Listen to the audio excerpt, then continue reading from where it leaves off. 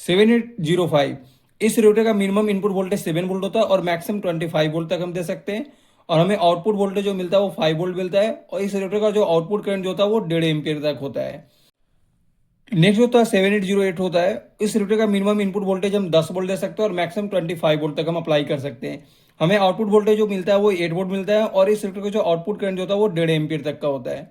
उसी तरह से जो नेक्स्ट है 7812, तो इस रेगुलेटर का जो मिनिमम इनपुट वोल्टेज हम देते हैं 14 वोल्ट देते हैं और मैक्सिमम 30 वोल्ट तक अप्लाई कर सकते हैं। और इस रेगुलेटर का जो आउटपुट वोल्टेज होता है वो 12 वोल्ट होता है और आउटपुट करंट 1.5 एम्पियर का होता है।